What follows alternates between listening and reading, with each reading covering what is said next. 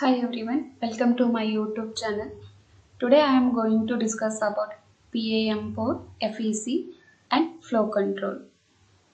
So let's start with the first slide. PAM4, pulse amplitude modulation, 4 levels. So PCIe Gen6 adopted PAM4 instead of NAZ. NAZ nothing but non-return to 0, which we have used in Gen5, and Gen6 we have used PAM4. PCIe Gen6 uses PAM4, which sends 2 bits per symbol using 4 voltage levels, while NAZ sends only 1 bit using 2 levels. At high speeds, NAZ would require extremely high frequency. So because of this, it may show signal loss or noise and interference. But PAM4 improves the bandwidth efficiency, but its smaller voltage gaps make the signal more sensitive to errors. So PCI uses advanced equalization, error correction and signal integrity techniques to maintain the reliable data transfer. So that is nothing but higher data rate at the same frequency. PAM4 packs the 2 bits per clock cycle instead of 1 as in NAZ. So it is doubling the bandwidth without increasing the clock speed. So that's why PAM4 is useful. So let's move to the next slide. So here I am continuing PAM4 only. So signal integrity concerns.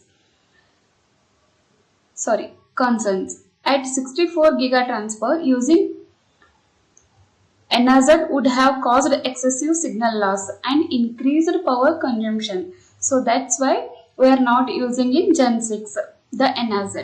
Power efficiency. PAM4 enables the lower power per bit transmission, improving the overall efficiency. Challenges with PAM4. So what all challenges we are going to face here? It has higher bit error rates, that is nothing but BER in shortcut, which is why forward error correction is introduced in Gen 6. For example, I will give you. So imagine PCI data like cars on a road.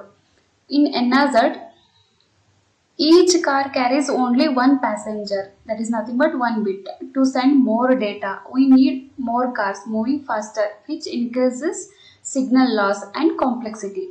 In PCIe Gen 6, instead of increasing the speed further, PAM4 is used. Here, each car carries 2 passengers, that is nothing but 2 bits per symbol, using 4 voltage levels. So we double the data rate without increasing the channel frequency. But there is a problem. The 4 voltage levels are very close, smaller gaps we can say, like narrow lanes on the road. So even small noise can cause the receiver to misinterpret the signal. This increases the bit error rate compared to NAZ.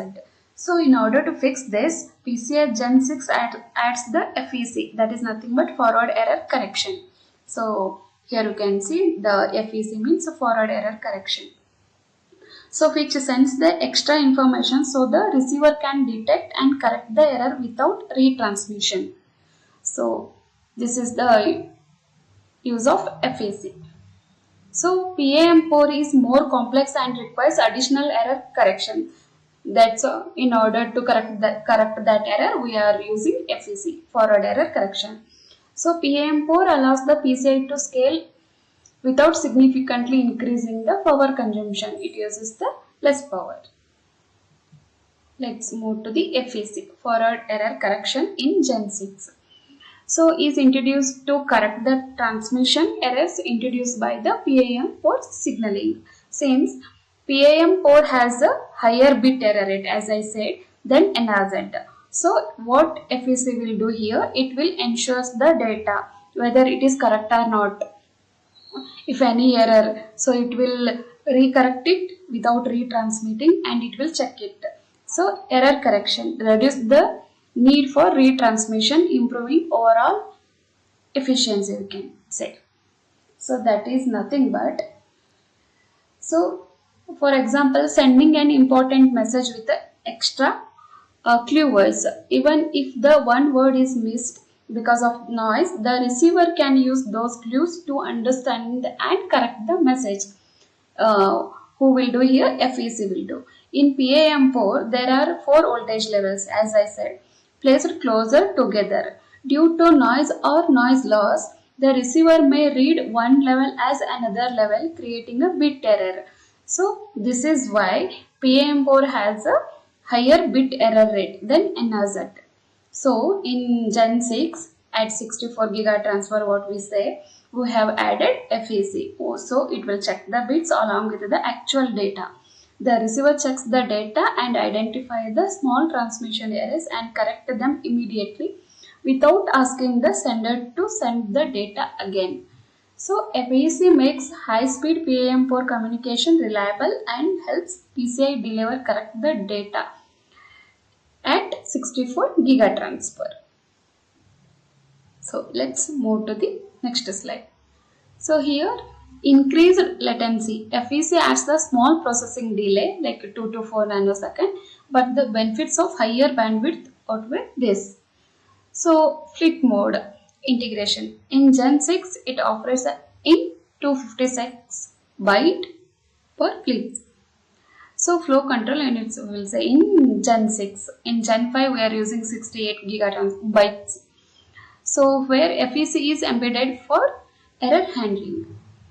So here I am going to explain about flow control.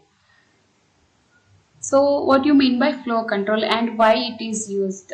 So to prevent the buffer overflow and ensures the smooth data transmission. So here what we are going to check, who will check, whether sender will check or receiver will check, that part we will see now.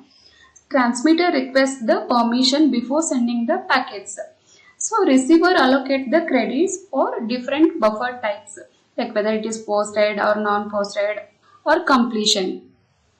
Data is sent only when sufficient credits are available, preventing congestion. So first, before sending the data to the receiver, transmitter will check the credits, whether the space is available or not, memory space. So then only it will send. Flow control ensures the reliable data transfer, avoiding packet drops and deadlocks. So for example, think of PCI data transfer like sending 256 byte parcel from CPU to GPU. This fixed size parcel is called as like FLIT, a flow control unit. Inside every FLIT, PCI adds FEC check information, similar to adding a barcode and verification code on a parcel. If a few data bits get corrupted due to noise, the receiver can correct them immediately. Without FEC, the receiver would reject the damaged parcel and ask the sender to send it again. Retransmission wastes time and reduce overall performance here. So FEC adds a very small processing delay, as I said in the previous slide, 2 to 4 nanosecond. So the receiver must check and correct the FLIT. So let's move to the next slide. I will explain more information about this. For example, imagine a CPU sending a request to an SSD through PCI. The SSD has small receiving buffers like separate trays at a courier office. If the CPU sends too many packets at once, those trays can become full and packet may be lost. So PCI solves this using credit-based flow control. Before sending the data, the SSD tells the CPU how much empty buffer space it has. These available spaces are called credits. We will call it as a credits or memory space or space like that. So for example, if the SSD give 10 credits for posted request, the CPU can send only 10 posted packets. After the SSD processes some packets and frees and buffer space, it returns the credits to the CPU, allowing more packets to be sent. PCI keeps separate credits for posted requests such as memory write, no response is required, as we know. Non-posted means such as memory read, a response is expected. So completion with completion D, like that we will get the response. And completions packet indices the response data sent back for a read request. So these all brief information about flow control. So in this session I have explained about PAM4. So what is PAM4 and what is NAZ? How we have compared it, like using 4 level or 2 level, how it is going to pack the bits, and the concerns what we are going to take and what are the challenges we are facing here. And FEC, forward error correction, whether it is there in Gen 6 or Gen 5, that I have explained. And what is bit error rate also I have explained, and how error correction we are doing, what is the use of that, whether the it is going to reduce the retransmission effort or not, and the latency, and how we are going to use the FLIT mode, and what is the credit based flow control, how we are checking the memory space in the receiver before sending the packet. If we have that memory space, then only we can send the packets. If not, NAC will come. So like that the concept is. So if you like this session, please subscribe and like and watch to get the further updates or further session info. Thank you.